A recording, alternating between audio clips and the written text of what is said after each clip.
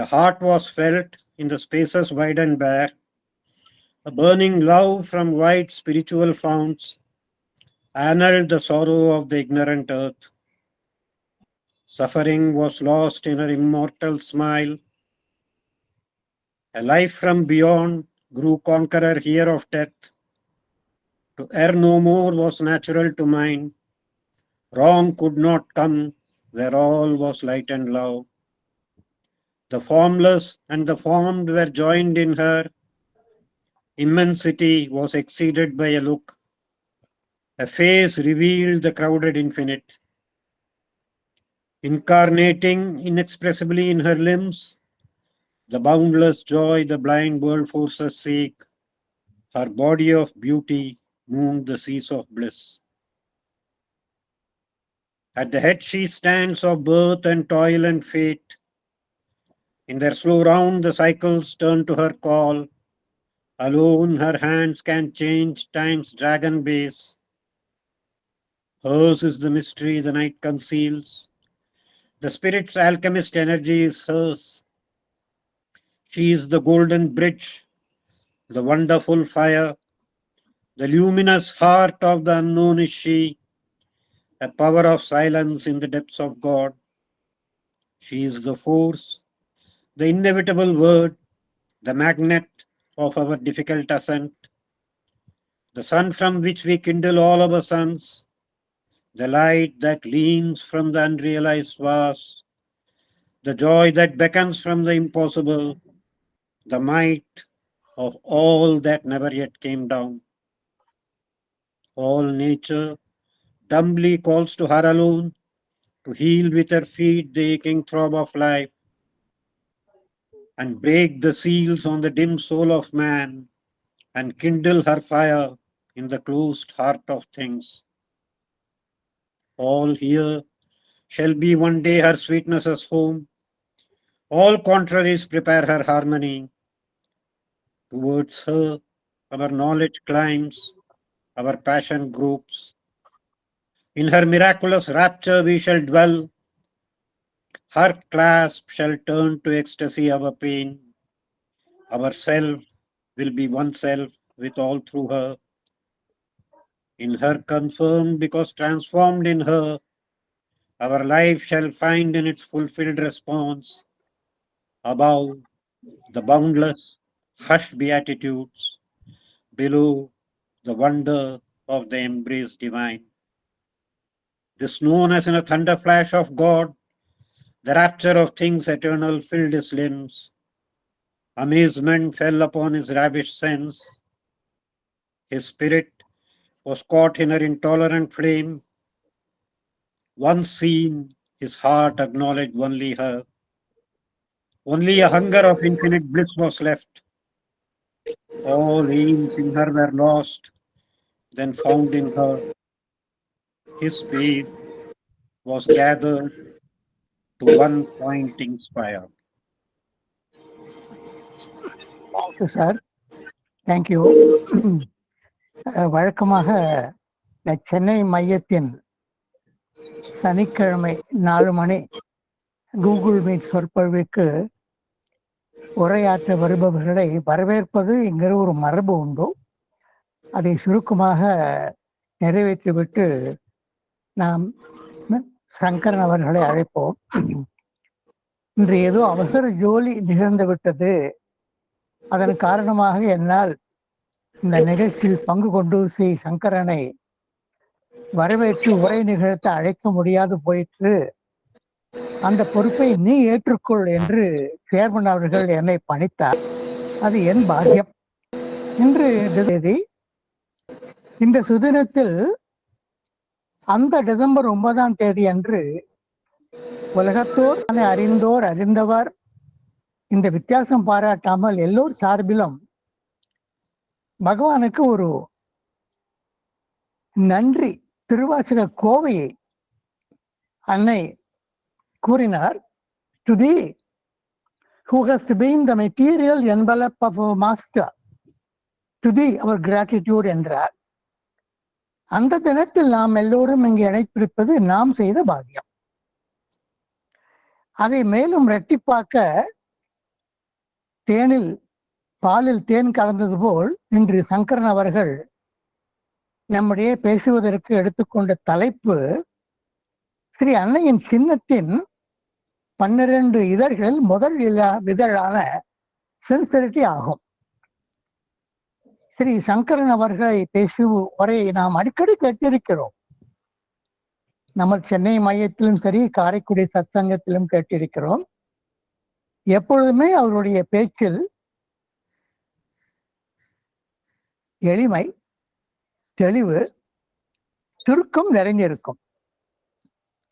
ஸ்ரீ அன்னை இறைவனை பார்த்து, oh eternal lord, whom no one can name nor understand என்று கூறினால், ஏன் எட்டர்னல் லார்ட், ஏன் அவருக்கு நாமம் இட முடியாது, ஏன் அவரை கூறுவதை கிரகித்துக் கொள்ள முடியாது என்றெல்லாம் மிகவும் எளிதாக நமக்கு சுலபமாக புரியும் வகையில் சங்கரன் அவர்கள் விளக்கி விடுவார். அவரை இன்று உரையை நிகழ்த்தி அருளுமாறு உங்கள் சார்பில் வேண்டுகிறேன். சங்கரன் சார், நாங்கள் அனைவரும் உங்கள் வசம். ஓம் ஆனந்தமயி சைதன்யமயி சத்யமயி பரமே. ஓம் நமோ பகவதே ஸ்ரீ அரவிந்தாய.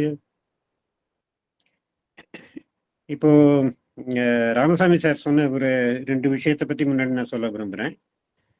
அதுல ஃபர்ஸ்ட் விஷயம் அன்னையுடைய அந்த 12 பெட்டல்ஸை பத்தி நாம பார்க்கும்போது, முதல் பெட்டல் அன்னை சின்சியாரிட்டி கொடுத்துருக்கா. இன்னைக்கு நாம பார்க்க போறது நம்ம சொல்றோம் இல்லையா, பூர்ண சமர்ப்பணம், டோட்டல் சரண்டர்.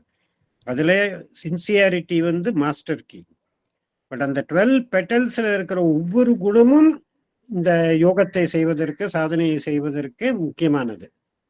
அன்னை கொடுத்த அந்த 12 பெட்டல்ஸ்ல ஃபர்ஸ்ட் பெட்டல் சின்சியாரிட்டி. அதுக்கு அடுத்தது ரொம்ப முக்கியமானது, நம்மளுக்கு கரெக்டா அந்த ஆர்டர்ல கொடுத்துருக்கா, ஹியூமிலிட்டி. சின்சியாரிட்டிக்கு அப்புறம் ஹியூமிலிட்டி, ஹியூமிலிட்டிக்கு அப்புறம் அடுத்து வர்றது கிராட்டிடியூட்.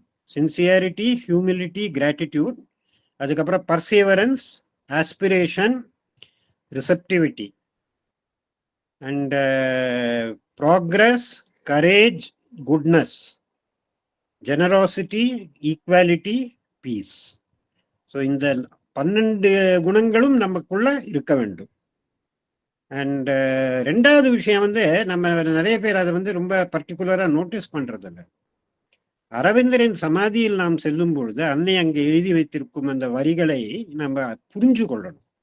அங்க என்ன எழுதியிருக்கா?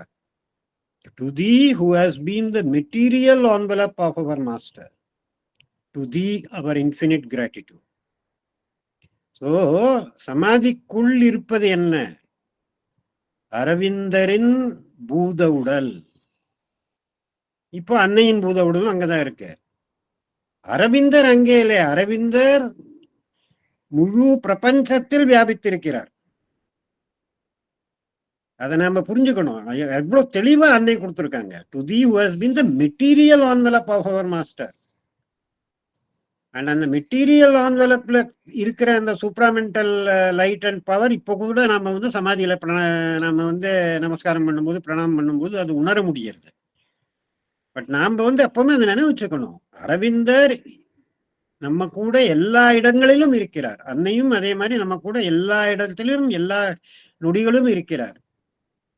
அன்னை சொல்லியிருக்கா ஒரு இடத்துல, we have never left the earth atmosphere since it was created.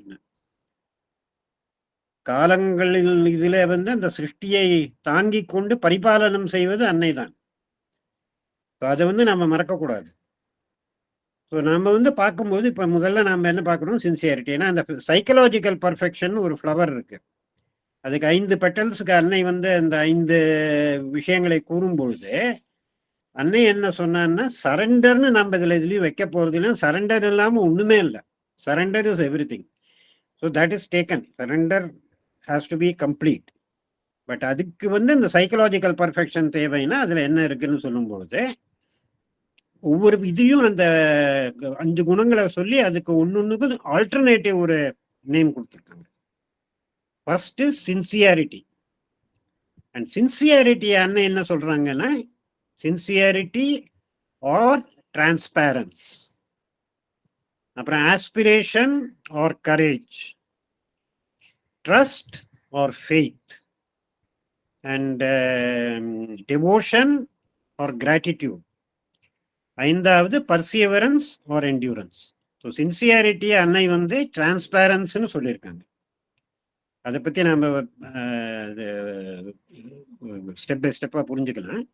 So basic லெவலில் நம்ம ஆரம்பிக்கும் போது சின்சியாரிட்டினா என்ன, ஒரு உலக இதில் ஒரு காமன் பர்சன் என்னன்னா, நாம் வந்து வீட்டில் எல்லாருக்கும் நம்ம வந்து ஒரு லெட்டர் எழுதும்போது கடைசியில் யுவர்ஸ் அஃபெக்ஷனேட்லின்னு சைன் பண்ணுவோம்.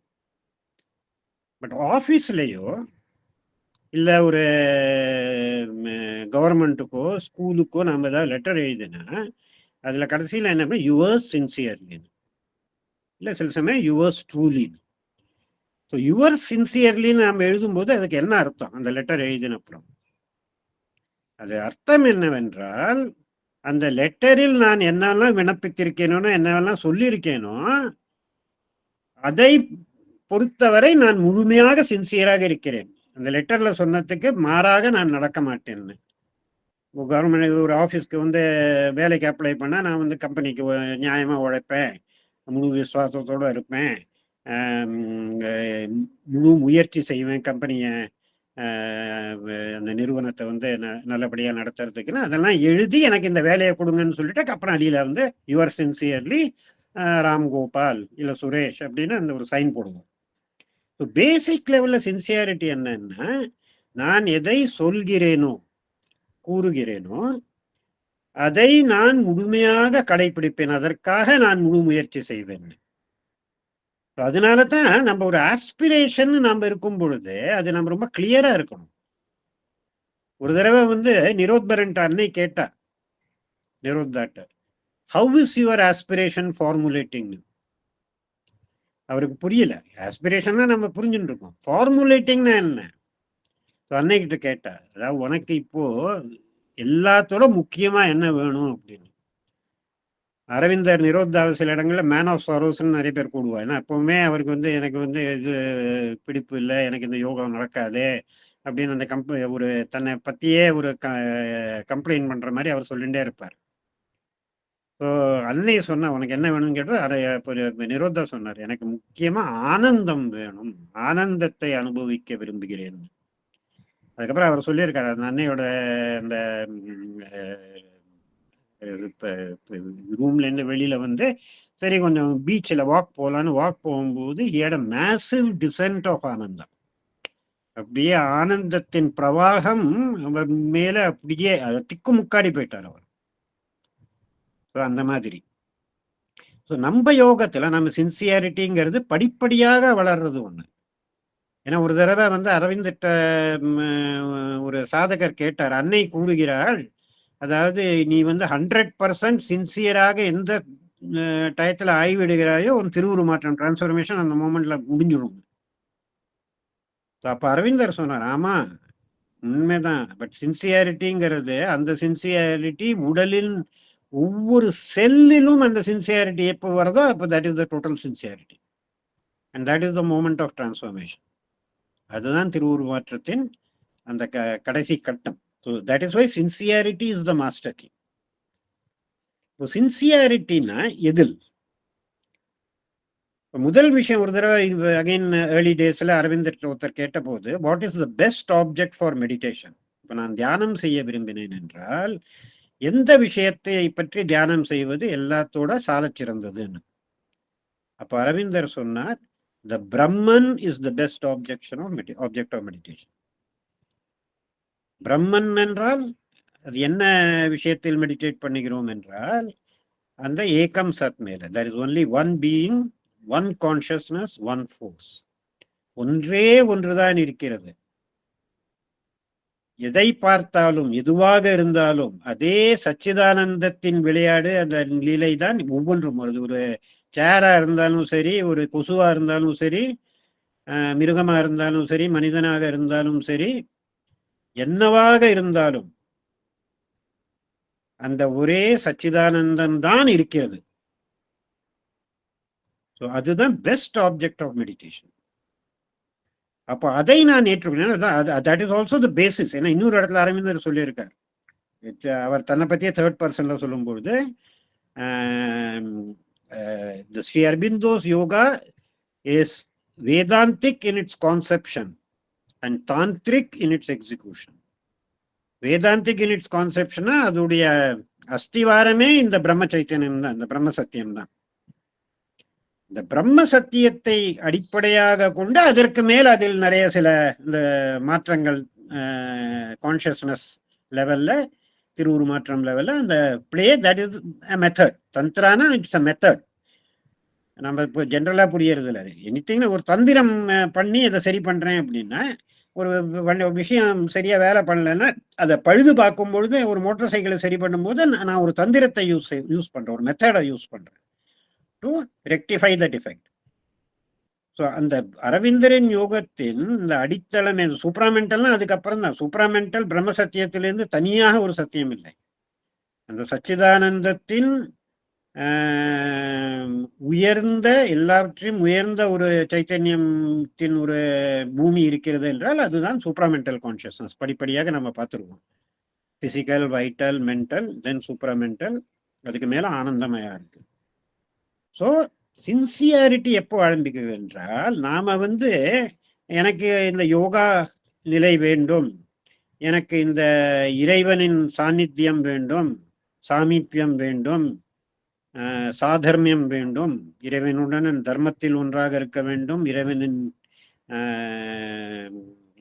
பிரசன்ஸ்ல கான்ஸ்டன்டா இருக்கணும், அதெல்லாம் நான் சொல்லிட்டு, நான் நடைமுறையில் வரும் பொழுது, டே டு டே லைஃபில் வரும் பொழுது, அந்த சத்தியத்தை ஃபவுண்டேஷனாக வைக்காமல், அடித்தளமாக வைக்காமல் நாம் பாட்டுக்கு பழையபடியே வேலை பண்ணிட்டு இருந்தேன்னா ஐ எம் நாட் சின்சியர்.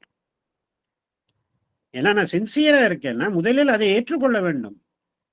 இறைவன், the divine is not only everywhere, it is the divine alone who does everything. அந்த இறைவனின் சக்தி தான் ஒவ்வொரு அசைவில் பின்னாடியும் இருக்கிறது. இப்ப அந்த விஷயத்தை நான் முழுமையாக அதை நான் ஏற்றுக்கொண்டு விட்டேன் என்றால், ஏன்னா சின்சியாரிட்டிக்கு அடுத்தது அந்த சைக்கலாஜிக்கல் பர்ஃபெக்ஷன்ல அன்னை சொன்னது ஃபெய்த் ஆர் ட்ரஸ்ட். சின்சியாரிட்டி, தென் ஃபெய்த் ஆர் ட்ரஸ்ட். அந்த ட்ரஸ்ட் எனக்கு இருந்தது. அரவிந்தர் அன்னை சொல்லியிருக்க, அரவிந்தர் அன்னை மற்றும் இல்லை, எல்லா யோகிகளும் நம்ம வேதங்களிலிருந்து ஆரம்பித்து இந்த உண்மையை திருப்பி திருப்பி சொல்லிட்டு இருக்கின்றார். நீ பார்ப்பது எல்லாம் ஒரு எக்ஸ்டர்னல் பினாமினம். இந்த உலகம் என்பது அந்த இறைவனை மறைக்கிறது. உலகம் தனி, இறைவன் தனின்னு இல்லை. அந்த உலகம் என்று நீ எதை பார்க்கிறாயோ அதுவும் இதே பரம்பொருளான இறைவன் தான் இந்த உலகமாக பலவாக இருக்கிறான். அதை நான் மறந்து செயல்படுறேன்னா ஐ எம் ஆக்டிங் இன் அக்ஞானா.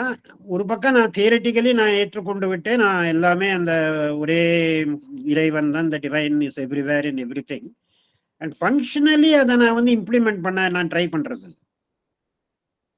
இந்த ஃபங்க்ஷனல் இம்ப்ளிமெண்டேஷன் பண்ண ஆரம்பிப்பது தான் நம்மளுடைய சின்சியாரிட்டியின் ஆரம்பம்.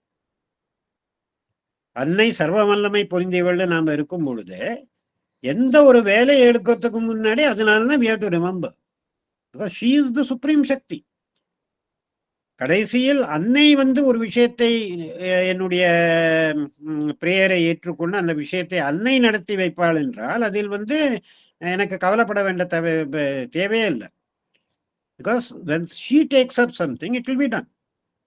அதனாலதான் அரவிந்தர் சொல்லியிருக்கார், நீ கவலைப்படாத, உனக்கு நிறைய சாதகம் இருக்கு, உனக்கு கெப்பாசிட்டி இல்லை, உனக்கு அந்த அளவுக்கு புரியறது இல்லை யோகம்லாம், நீ கவலைப்படாத, அன்னையிடம் சமர்ப்பணம் செய்து விட்டால் அன்னை பார்த்து கொள்வார். ஆனால் அந்த சமர்ப்பணம் சின்சியராக இருக்க வேண்டும். சமர்ப்பணம் என்று சொல்லிவிட்டு அது என்ன என்பதை புரிந்து கொள்ளணும். ஏன்னா இன்னுக்கு மேல இன்னொரு இடத்துல டீடைல் சரண்டர்னு ஒரு விஷயம் வரும். That is part of the sincerity. அந்த சின்சியாரிட்டியை நாம எப்பவுமே மறக்கக்கூடாது. உண்மையாக இந்த இது. அது ரெண்டாவது சின்சியாரிட்டி என்ன வேணா அன்னை சொன்னா இல்லையா, நம்ம ஆஸ்பிரேஷன், அன்னையிடம் நம்ம எதையும் மறைக்க கூடாது. அன்னை சொல்லியிருக்க, even the cleverest of the asuras cannot deceive the divine. இறைவனுக்கு எல்லாம் தெரியும். நாம வெளிப்படையாக ஏதாவது சொல்லிட்டே இருந்தாலும் எனக்கு இந்த யோக பாதை தான் வேணும், உலக விஷயத்திலாம் எனக்கு எந்த இன்ட்ரெஸ்ட்டும் இல்லைன்னு நாம சொல்லிட்டு அடுத்த தருணமே ஒரு விஷயத்துக்காக அது பின்னாடி அலைய ஆரம்பிக்கிறோம் போல, அது நம்ம அப்போ நம்ம சின்சியரா இல்லை. அண்ட் அதையும் நம்ம சொல்லணும். அதனால தான் நம்ம அந்த கீதையில கூட அந்த ஸ்பிரிச்சுவல் பாதையில 4 லெவல் சொல்லியிருக்கு. அர்த்தி, அர்த்தார்த்தி, முமுக்ஷு, அப்புறம் ஞானி. அந்த 4 லெவலும் நமக்குள்ள டிஃப்ரெண்ட் பாயிண்ட்ஸ்ல ஃபங்க்ஷன் பண்ணும். அதை நம்ம முழுசா ஞானியோட லெவல்ல போறதுக்கு டைம் எடுக்கும். ஸோ அர்த்தினா ஏதாவது ஒரு ப்ராப்ளம், ஒரு நோய், ஒரு பிரச்சனை, ஒரு டிஃபிகல்ட்டி வரும்போது இறைவனை அணுகுபவன் தான் அர்த்தி. பிரச்சனை வரும்போது எனக்கு ஹெல்ப் தேவை, நீ தான் ஹெல்ப் பண்ணும், வேற வழி இல்லை, எனக்கு வேற இன்னும் புரியல என்ன பண்றது, இவ்வளவு பெரிய ஒரு வாழ்க்கையில பிரச்சனை வந்துருச்சுன்னு, இல்லை ஒரு நோய் வந்துருச்சுன்னு. நெக்ஸ்ட் லெவல் அது அர்த்தார்த்தி. இப்போ ப்ராப்ளத்துக்காக இல்லை, எனக்கு இது வேணும், ஆசை, ஒரு வாழ்க்கை தரம் கொஞ்சம் உயர வேணும், என் பையனுக்கு இன்ஜினியரிங்ல அட்மிஷன் கிடைக்கணும், என் பொண்ணுக்கு நல்ல மாப்பிள்ளை கிடைக்கணும், இதையெல்லாம் வைத்து நாம் அப்ரோச் செய்யும் பொழுது இப்போ ப்ராப்ளம் இல்லை, ஆனா இதெல்லாம் தேவை, எனக்கு வேணும், சம்திங் விச் ஐ வாண்ட். அதையும் இறைவனிடம் அன்னையிடம் அர்ப்பணம் செய்வதுதான் அர்த்தி, அர்த்தார்த்தி. ஸ்பிரிச்சுவல் ஆர் ரிலீஜியஸ் லைஃப்ல இருக்கிற 90% மக்கள் இந்த 2 நிலை தான் அவங்களுக்கு.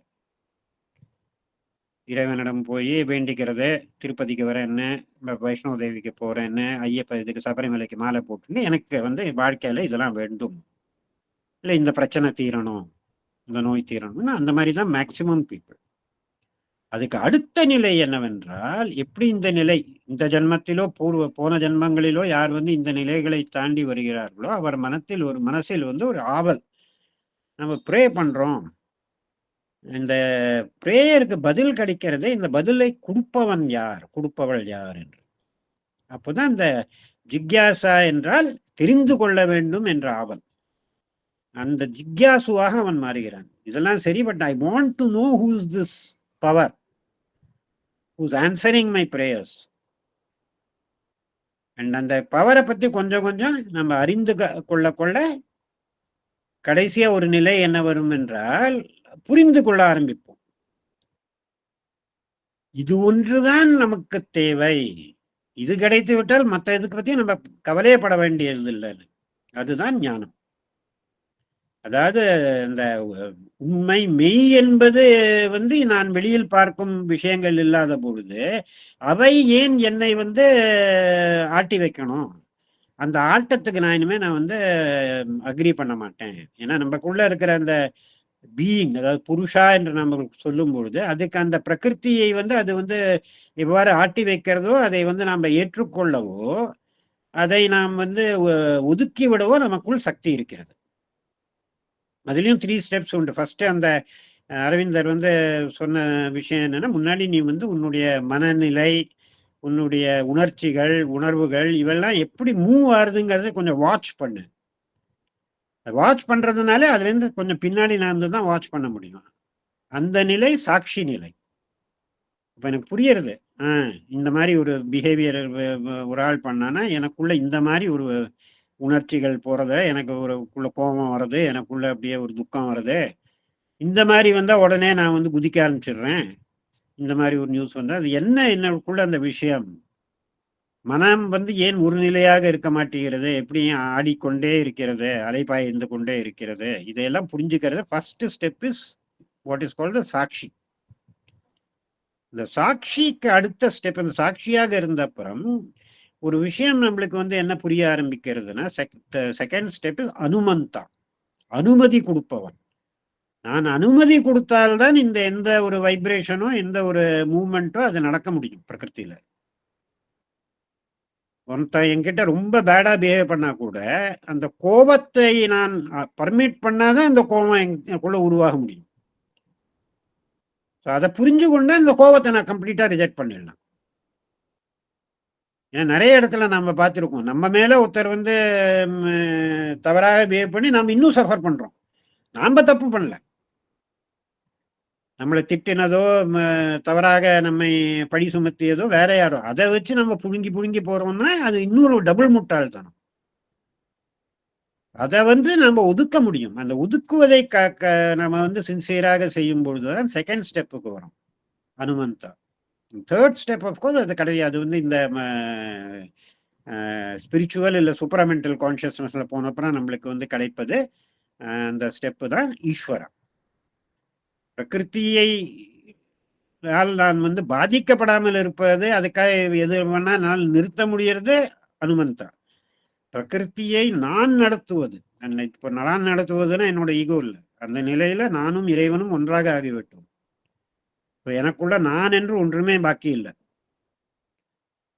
கம்ப்ளீட்டா the divine has taken over. என்னுடைய மைண்டு, என்னுடைய பிராணம், என்னுடைய உடல் எல்லாவற்றையும் அந்த இறைவன் உட்காந்து விட்டான். இதுவரை அந்த ஈகோ என்கின்ற அந்த முடிச்சு அவுந்து போச்சு கம்ப்ளீட்டா. there is no ego left in me and my identity with the divine is now established. எனக்கிட்ட கேட்டா நீ யார் என்றால் சிவோகம்னு நான் அப்போ உண்மையா சொல்லணும். அகம் பிரம்மாஸ்மி சிவோகம்ங்கிறது அப்போ வேர்ட்ஸ் இல்லை, இது முழுமையா அறிந்து கொண்ட ஒரு உண்மை. that I am in every way that supreme consciousness. ஏன்னா அது ஒன்றுதான் இருக்கிறது. இங்கே நான் அவனுடைய அம்சமாக இருக்கிறேன், அம்ச சனாத்தன, அதாவது நிரந்தரமான ஒரு போர்ஷன். வெளியில என்னோட பிரகிருத்தியில பிறக்கிறேன், இருக்கிறேன், சாவு வருது, அதெல்லாம் என்னோட எக்ஸ்டர்னல் அந்த ஒரு ஃபார்மேஷன். அதை தவிர எனக்குள் இருக்கின்ற அந்த எட்டர்னல் ரியாலிட்டி எனக்கு இப்போ ரியாலிட்டி ஆயிடுச்சு. ஸோ இந்த நிலை வந்த பொழுதுதான் இந்த சின்சியாரிட்டியை ப்ராக்டிஸ் பண்றது ரொம்ப ஈஸியா போகும். ஏன்னா நிறைய பேர் அதான் சொல்லுவா, இப்போ ஆசையே இல்லாம, இல்லை ஒரு ஆம்பிஷன் இல்லாம, இல்லை ஒரு இந்த இது வேணும் அது வேணும்னு இல்லாம எப்படி வாழ்க்கையை வாழ முடியும்? அதுக்காக என்ன எல்லாத்தையும் விட்டுவிட்டு அப்படியே உட்காந்து விடணுமே? அப்ப அப்புறம் என்ன நடக்கும்? அதுதான் இந்த சீக்ரெட். இந்த சின்சியாரிட்டி எங்கேருந்து வருகிறதுன்னு. சின்சியாரிட்டி என்றால் டிரான்ஸ்பேரன்ஸ். இந்த டிரான்ஸ்பேரன்ஸ்னு ஏன் சொல்றேன்? இப்ப நான் சாவித்திரி ரெசிடேஷன் பண்ணேன் இல்லையா, அடரேஷன் ஆஃப் த டிவைன் மதர்ல இருந்து, அதுல கடைசியில் இன்னும் ஒரு பேரா இருக்கு. இந்த பேராக்கு அப்புறம் அந்த பேரால சில லைன்ஸ் வரும். அந்த லைன்ஸ் தான் ஆக்சுவலி இந்த யோகத்தின் இன்ஸ்ட்ரக்ஷன் மேனுவல். அதுல என்னன்னா, ஏன் இந்த திருவுருமாற்றத்திற்கு இந்த சக்தியை நாம சரண்டர் டு த மதர்ங்கிறதும் அதுலதான் வருது.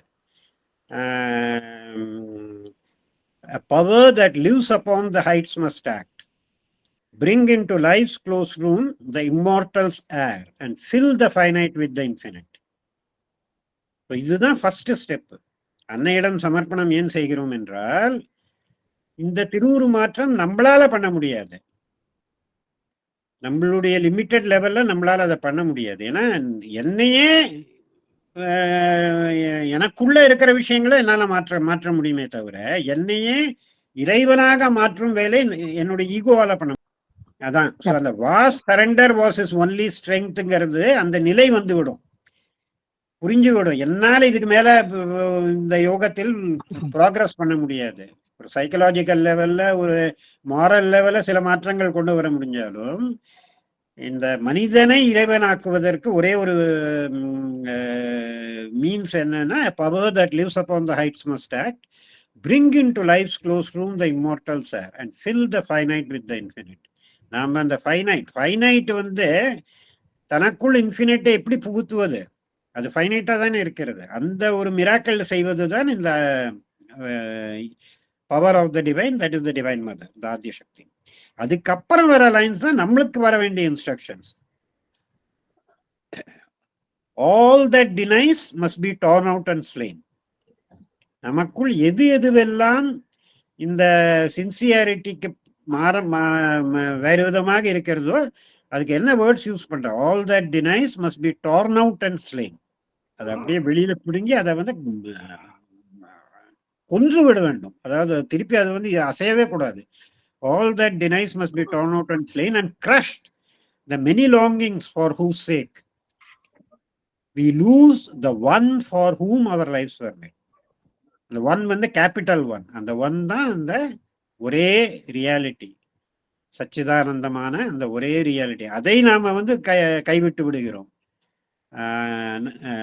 All that denies must be torn out and slain and crushed the many longings for whose sake. அவைகளுக்காக நம்ம லாங்கிங்ஸ் எவ்வளவோ இருக்கு. இது வேணும், அது வேணும், இதுல இது சின்ன ஆசை, பெரிய ஆசை, பேராசை எல்லாத்தையும் சேர்த்து வச்சுதான்.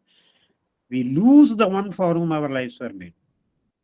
And அதுக்கப்புறம் ஒரு now other claims had hushed in him their cry. அதுதான் நம்மளுடைய அந்த இதெல்லாம் புரிஞ்ச அப்புறம் என்ன தேவை? Now other claims that hushed in him their cry. Only he longed to draw her presence and power into his heart and mind and breathing frame. Only he yearned to call forever down her healing touch of truth and love and joy into the darkness of the suffering world. His soul was freed and given to her alone. So எப்போ வர நம்மளுக்கு வந்து இது வேணும் அது வேணும்னா இருக்கிறதோ நாம வந்து அஜானத்தில் இருக்கிறோம். ஏன்னா நமக்கு என்ன தேவை? முழுமையாக என்னிடம் அந்த அன்னையின் பிரசன்ஸ் அண்ட் பவர் எனக்குள்ள வந்து கொடுத்தனா அதுக்கப்புறம் நான் ஒன்றும் பண்ணவே தேவையில்லையே. என்னுடைய நிலை அப்போது எப்படின்னா ஒரு கை குழந்தை மாதிரி, அம்மா தூக்கின்னு போறா, எனக்கு ஒன்றும் கவலை இல்லை. ஒரு குழந்தைகிட்ட கேட்டால் உனக்கு ஏதாவது ப்ராப்ளம் இருக்கா, வரி இருக்கான்னா அது ஒன்றும் சொல்லாது. ஏன் சொல்லாதுன்னா அம்மா இருக்கா கூட.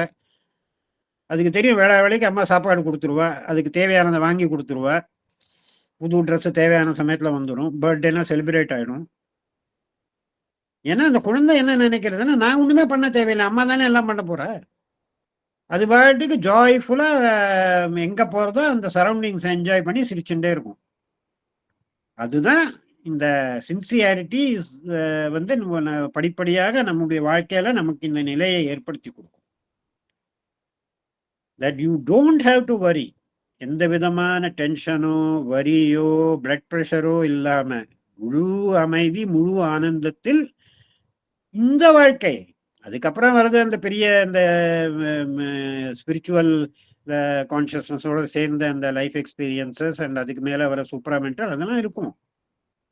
அதற்கு முன்னாடியே அந்த முழு அமைதி முழு ஆனந்தம் மகிழ்ச்சி ஆனந்தமும் படிப்படியா வளரும். பட் கிரவுண்ட் லெவல்ல வந்து நம்மளுக்கு அதை தவிர வேற ஒன்றும் இருக்காது. அதுதான் இந்த சின்சியாரிட்டி வந்து நம்மளுக்கு கிரியேட் பண்ணி கொடுக்கறது. அந்த டிரான்ஸ்பேரன்ஸ் என்றால் துல்லியம். ஒரு டிரான்ஸ்பேரண்டா ஒண்ணு இருக்குன்னா அதை வந்து லைட் அதுல வந்து பாஸ் ஆகும்போது எந்த பிளாக்கேஜும் இருக்காது, எந்த விதமான டிஸ்டார்ஷனும் இருக்காது. இந்த பக்கத்துலேருந்து ஒரு ஒளி வந்தது என்றால் அது டைரக்டா அப்படியே கம்ப்ளீட்டா அந்த பக்கம் பாஸ் ஆகிடும். அதுதான் sincerity, transparency. That when I say when I am sincere, there is nothing in me which says. ஏன்னா அன்னை வந்து இன்னொரு இடத்துல என்ன சொல்லியிருக்காங்கன்னா, what most people call as themselves, இதுதான் அப்படின்னு சொல்லும் பொழுது, are that parts of their being which are not aware that they are the divine. நம்ம மைண்ட், நம்ம எமோஷன்ஸ், நம்ம ஹார்ட் எல்லாமே அதுல வந்து அப்படி ஊறி போயிருக்கு. இந்த நான் என்பதுன்னா இந்த ஒரு லிமிட்டட், ரொம்ப ஒரு லிமிட்டட் எடிஷனாக இருக்கின்ற விஷயம்தான் நான்.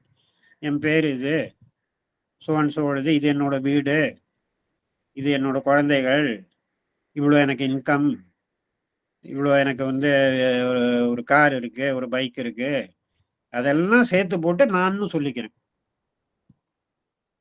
பட் உண்மையான நானை நான் உணர வேண்டும் என்றால் நான் வேற என்ன? நான் அந்த சச்சிதானந்தத்தின் நிலையான அம்சம். இங்கே eternal portion of the divine, ever one with the divine. இது வந்து மாற்றமே கிடையாது. அதை உணராமல் இருக்கும் பொழுதுதான் எனக்கு பிரச்சனை. இது வந்து எல்லாருக்குமே அப்ளை ஆகும். ஒரு யோகியோட நிலை இல்லை இது. ஏன்னா this is the truth. That whether you like it or not, whether you believe it or not, your reality is the divine. அதை ரியலைஸ் பண்ணுவதுதான் யோகம். ரியலைஸ்னா அரவிந்தர் அதுக்கு ரொம்ப அழகாக எக்ஸ்பிளைன் பண்ணுங்க. ரியலைசேஷன் நம்ம பேசும்பொழுது ரியலைசேஷன் என்ன? எது முன்னாடியே ரியலா இருக்கிறதோ அதை நமக்குள் ஆக்டிவேட் செய்வது. அதை ஆக்டிவேட் செஞ்சா that is realization. And the reality is that there is nothing but the divine. I am divine, you are divine, everything is divine. அதுதான் வேதங்களின் மகா வாக்கியங்கள். அகம் பிரம்மாஸ்மி தத்துவமசி சர்வம் கல்விதம் பிரம்மன். அதை தவிர வேற ஒன்றும் இல்லை. ஆனால் நான் இங்க ஈகோவின் காரணத்தினாலும், ஈகோனா ஈகோயிசம் இல்லை, ஈகோயிசம்ங்கிறது அதை டைனமிக்கா அதை நான் ரொம்ப எங்கேயும் அதை அசர்ட் பண்ண ட்ரை பண்ணும்போது அது ego becomes egoism. But that's a principle of ego. Ego basically means நான் தனி, செப்பரேஷன். இந்த உலகத்திலிருந்து, இந்த யூனிவர்ஸில் நான் தனியாக இருக்கிறேன், நானும் அங்க எதிர இருக்கிறதுக்கும் எந்த கனெக்ஷனும் கிடையாது. அண்ட் அப்கோர்ஸ் இறைவன்கிறவர் தனி, நான் தனின்னு. அதுதான் அஜ்ஞானம் என்பது. சின்சியாரிட்டி எப்போ வரும்னா, அந்த அஜ்ஞானத்தை எந்த ரூபத்தில் வந்தாலும் அதை ரிஜெக்ட் பண்ணும். ஸோ ஆஸ்பிரேஷன் ஒரு பக்கம் இருக்கு. Aspiration is I want the divine, I want this reality instead of my present status. இப்போ நான் இருக்கும் நிலை மாறி அந்த இறைநிலை எனக்கு சம்பவிக்க வேண்டும், அந்த இறைநிலையில் நான் வாழ வேண்டும். That is the aspiration, final aspiration. அதுதான். அதை வேற பல விதங்கள்ல பிட்டா நம்ம சொல்ல முடியும். ஏதாவது ஒரு நமக்குள்ள டிஃபெக்ட் இருந்ததுன்னா aspiration you say that to the mother, இந்த டிஃபெக்ட் என்னிலிருந்து எடுத்துரு. கோபமா இருக்கலாம், ஜெலசியா இருக்கலாம், கிரீடா இருக்கலாம். அதெல்லாம் என்கிட்ட எனக்கு பார்த்தோன்னே அதுவும் ரொம்ப இம்பார்ட்டன்ட். இது சாட்சி பாவத்துல நம்மளுக்கு அது தெரியணும். இப்போ நான் இந்த மாதிரி யோசிக்கிறது இந்த காரணத்தினால. That self analysis is part of sincerity. நான் இந்த மாதிரி யோசிக்க கூடாது, இந்த மாதிரி பண்ணக்கூடாது. சிம்பிள். அதனால தான் அன்னை சொல்லியிருக்கா, யார் யோகத்தை முழுமையாக விரும்புகிறார்களோ, இதை குறிக்கோளாக வைக்கிறார்களோ, அவங்க டெய்லி லைஃப்ல 10-12 சான்ஸ் அவங்களுக்கு ப்ராக்ரஸ் பண்ண கிடைக்கும், தினம் கிடைக்கும். அவர் daily life is the anvil. நம்மை செப்பனிடுவதற்கு அந்த பட்டறையாக இந்த நம்மளுடைய ஒவ்வொரு நாளும் செயல்படுகிறது. அதுல நான் சின்சியராக இருக்கிறேன் என்றால் நான் நார்மல், இதெல்லாம் நார்மல்னு ஏற்றுக்கொள்ள முடியாது. மற்றவர்கள் எப்படி வேணா இருந்துட்டு போகலாம், எனக்குள் கோபம் வரக்கூடாது, எனக்குள் பொறாமை இருக்கக்கூடாது, எனக்குள் எந்த விதமான கவலையோ டென்ஷனோ வரக்கூடாது. ஏனென்றால் தே ஆர் நாட் டிவைன். ஏன் வருகிறது? ஏன்னா திருப்பியாக நான் தனி, நான் தான் எல்லாத்தையும் பார்த்துக்கணும். இப்போ இவ்வளவு பெரிய ஒரு சுச்சுவேஷன் கொடுத்து இந்த சுச்சுவேஷனை எப்படி டேக்கிள் பண்ண போறேன், இல்லை இந்த மாதிரி ஒரு people are in my family, அதாவது என்னை ஹர்ட் பண்ற. All this is coming only because of the ego. The moment you are sincere, you will first reject that ego and also reject that assumption that avanga ivanganu. When I am sincere, I will say, வெளி ரூபம் என்ன வேண்டா இருக்கட்டும், வெளி behaviour என்ன வேணா இருக்கட்டும், கடைசியில நீ தான் அந்த மாஸ்க்கு பின்னாடி, அந்த முகமூடிக்கு பின்னாடி இருப்பது நீ தான். வெளியில இருக்கிறது வெறும் முகமூடி. அதை வைத்துக்கொண்டு நம்மளுடைய நேச்சரை மாற்றிக்கொள்ள வேண்டும். அன்னையிட்ட ஆஃபர் பண்ணி படிப்படியாக அந்த நேச்சர் மாறும். நிறைய சாதகாலுக்கு இந்த எக்ஸ்பீரியன்ஸ் இருக்கு. இப்போ இருக்கிற சீஃப் ட்ரஸ்டி மனோஜ் தாஸ் குப்தாவோட அக்கா பிரீத்தி தாஸ் குப்தா, அவங்க ஆரம்பத்துல வந்தபோது, சின்ன ஒரு யங் கேர்ளா, ஒரு 20 வயசு கேர்ளா இங்க வந்த பொழுது, ஒரு 6 வருஷத்துக்கு அப்புறம் அன்னைகிட்ட சொன்னாங்க, இன்னும் 6 வருஷம் ஆயிடுத்து, ஏதோ யோகா வாழ்க்கைக்கு விட்டேன், ஒன்னும் எனக்கு ப்ராக்ரஸ் இல்லை, ஒண்ணுமே இல்லைன்னு. அப்போ அன்னை அவங்க கிட்ட சில கொஸ்டின்ஸ் கேட்டாங்க. 6 வருஷம் முன்னாடி இது இப்படி இருந்தது, நீ என்ன பண்ணுவ, இப்படி பண்ணுவேன், இப்படி பண்ணுவேன், அதுல மாற்றம் இருக்கிறதா, ஏதாவது மாதிரி இருக்கா? ஆமா, இப்போ நிறைய அமைதி இருக்கு, பழைய மாதிரி என்னுடைய இந்த கோபம் வர்றதில்ல, பழைய மாதிரி இந்த மாதிரி பஷ்டாதாபம் வர்றதில்ல, அதாவது அந்த மாதிரி வாழ்க்கை எனக்கு கிடைக்கல, இந்த பணக்கார வாழ்க்கை கிடைக்கல, இது கிடைக்கல, அதெல்லாம் போயிடுத்து அடியிலேருந்து. அதுதான் அந்த சின்சியாரிட்டி நமக்கு செய்கிறது. ஏன்னா சின்சியாரிட்டி பேசிக்கலி நான் ஃபர்ஸ்ட் இதுல சொன்ன மாதிரி sincerity towards your essential aspiration. எனக்கு இறைவன் தான் வேண்டும், இந்த அனித்தியமான வாழ்க்கை நான் பல ஜென்மங்கள் பார்த்திருக்கேன், வாழ்ந்தோம், எக்ஸ்டர்னல் பர்சனாலிட்டி அப்படியே டிசால்வ் ஆயிடும், திருப்பி வரும். புனரப்பி ஜனனம் புனரப்பி மரணம் புனரப்பி ஜனனி ஜட்டரே சயனம். அதுக்கப்புறம் இஹ சம்சாரே பகுதுஸ்தாரே கிருப்பையா பாரே பாகி முராரேன்னு அந்த முக்தியை கொடுத்துட்டு இந்த சம்சாரத்துல திருப்பி நான் அடிபட்டு போயின்னு இருக்கேன்னு. ஆனால் அரவிந்தரின் யோகத்தில் முக்தி only a half step. the first liberation நம்ம கடைசி லைன்ல பார்த்தோம் இல்லையா, soul was freed. பழைய முக்தியில அதை டிசால்வ், அதுல என்ன சொன்னா, soul was freed and dissolved into the eternal. அதுதான் பழைய யோகங்களின் முக்தி. திருப்பி பிறப்பே கிடையாதுங்கிற மாதிரி நான் என்னையே நான் முழுமையாக டிசால்வ் பண்ணிடுறேன். இங்க நான் டிசால்வ் பண்றது இல்லை. His soul was freed and given to her alone. ஏன்னா அந்த அடரேஷன் ஆஃப் தி டிவைன் மதர்ல முன்னாடி அந்த அந்த ஆத்திய சக்தியை பார்க்கிறான். And அந்த now other claims had hushed in their cry. அந்த கடைசியா என்ன நிலை வருகிறது, அவள் அந்த அன்னை மட்டும் வந்தால் போதும். only he longed to draw her presence and power into his heart and mind and breathing frame. Only he yearned to call forever down her healing touch of love and truth and joy into the darkness of the suffering world. அதுக்கு அடுத்த ஒரு step என்ன, இதெல்லாம் போய் அந்த அன்னை மற்றும் என்னும் நிலை வந்த பொழுது his soul was freed and given to her alone. அதனால அவன் உடனே அந்த உலகத்திலிருந்து கிளம்பி சமாதியில போய் அப்படியே டிசால்வ் ஆகல.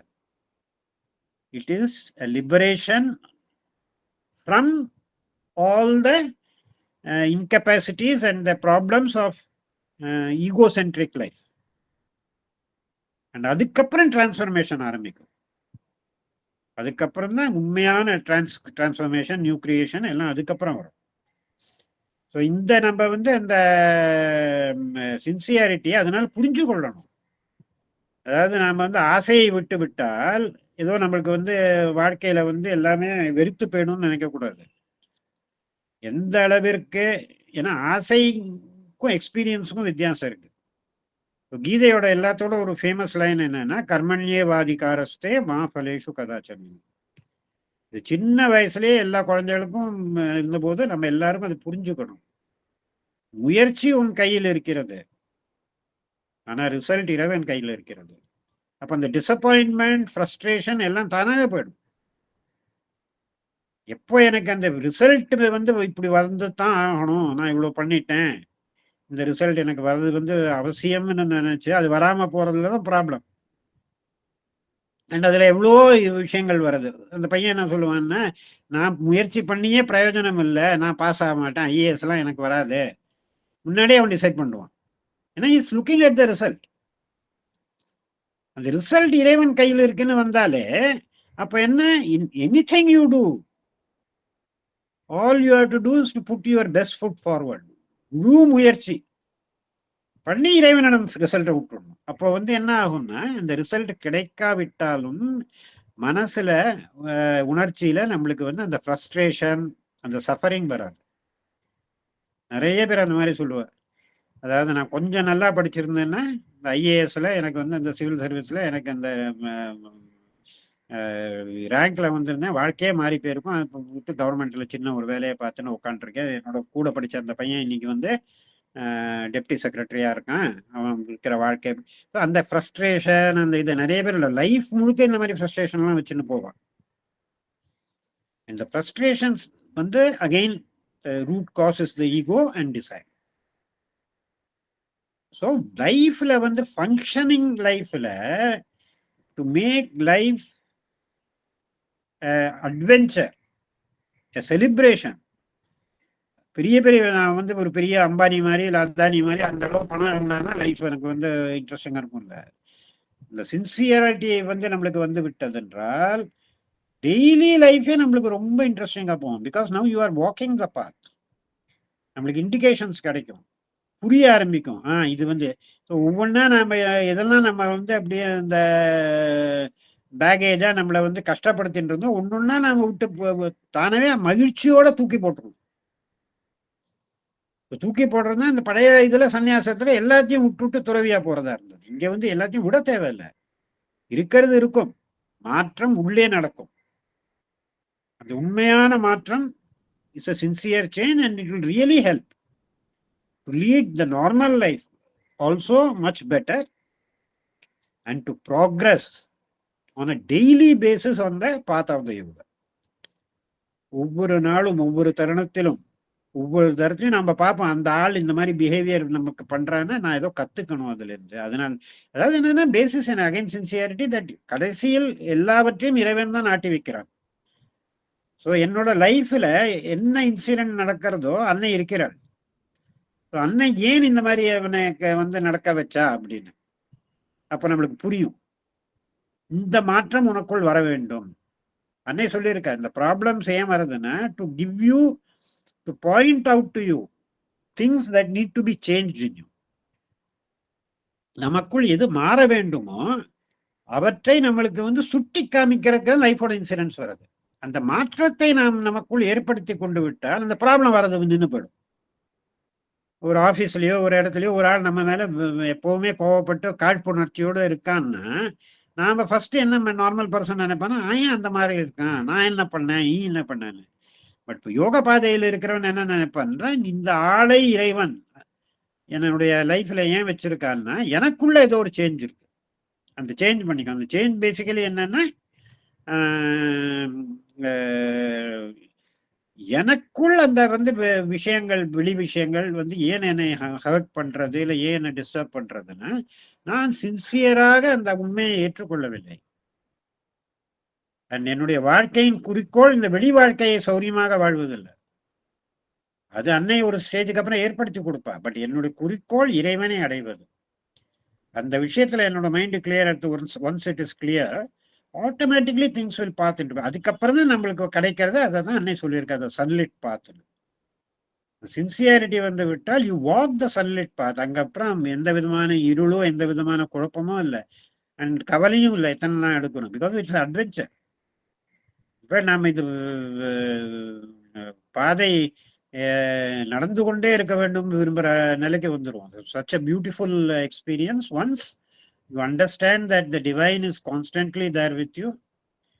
த divine alone matters and that the divine is looking after everything on a microscopic basis. இதுவும் அன்னை சொல்லியிருக்கார். அந்த இறைவனுக்கு ஒரு கொசு எவ்வளவு தடவை அந்த இதை அடிக்கிறதுங்கிறது கூட அந்த இறைவனுக்கு அந்த டிவைன் மதர் சுப்ரீம் பவருக்கு தெரியும். எனக்குள் நடக்கிற ஒவ்வொரு சின்ன சின்ன விஷயமும் அந்த டிவைனுக்கு தெரியும். And I must always remember to consult, to offer, to ask for the divine help even in small things. நாம நினைக்கிற ஒரு பெரிய ஒரு ப்ராப்ளம் ஒரு இஷ்யூ வந்தால் தான் இறைவனை கூப்பிடுறோம். பட் ஈச் டெய்லி ஆக்ட், நான் முன்னாடி கூட சொல்லியிருக்கேன், எந்த சட்டையை நான் போட போறேன், மார்க்கெட்ல போனேன்னா இந்த நூடுல்ஸ் வாங்குறதா அந்த நூடுல்ஸ் வாங்குறதா, அந்த ஒரு 1 செகண்ட் ஸ்டெப் பேக் பண்ணி offer it to the divine, you tell me. அப்போதானே டிவைன் வந்து எனக்கு ரியலாக இருக்கிறார். இறைவன் கூடவே இருக்கும்போது நம்ம ஒரு விஷயத்த நான் ஒரு ஃப்ரிட்ஜ் வாங்க போறேன்னா 4 ஃப்ரெண்டுகிட்ட கேட்போம், இது நன்னா இருக்கா அது நன்னா இருக்கா இது எப்படி அது அப்படின்னு. அது கேட்கலாம், தவறு இல்லை. பட் ஃபைனலி டிசிஷன் இருக்கும்போது இறைவன் அன்னைட்ட ஆஃபர் என்ன பண்ணுவோம், நம்பர் அண்ட் ஆஃபர் தட் இந்த ஃப்ரிட்ஜை வாங்க போறேன், இப்போ நீ எனக்குள்ள இருந்து மேக் த ரைட் சாய்ஸ். அந்த attitude it self carries you forward and you'll end up finding the right making the right choice. அது குழந்தைகளை அட்மிட் பண்ற விஷயமா இருந்தாலும் சரி, ஒரு காலேஜ்ல. So we actually open to the divine through sincerity. And final stage, of course, when you are totally transparent and totally sincere, and then there is nothing called you. The divine automatically takes up each and every aspect of your life. அது ரொம்ப enjoyable ஒரு தருணம். ஏன்னா உங்களை எங்க போனாலும் உங்களை தூக்கி கொண்டு போகிறார். உனக்கு எந்த பொறுப்பும் கிடையாது. இப்போ எப்படின்னா பக்கத்து வீட்டுக்கார வந்து உங்க வீட்டு இந்த சாக்கடை அப்படியே அடைஞ்சு ஓடுறதுன்னு ஒரு சின்ன குழந்தை கூட அந்த குழந்தைக்கு டென்ஷன் வராது. ஏன்னா அந்த குழந்தை என்ன சொல்றது, எனக்கு ஒன்றும் பண்ண போது அப்போயே அப்பாட்ட சொல்லிடும், பார்க்க போறது அப்பா.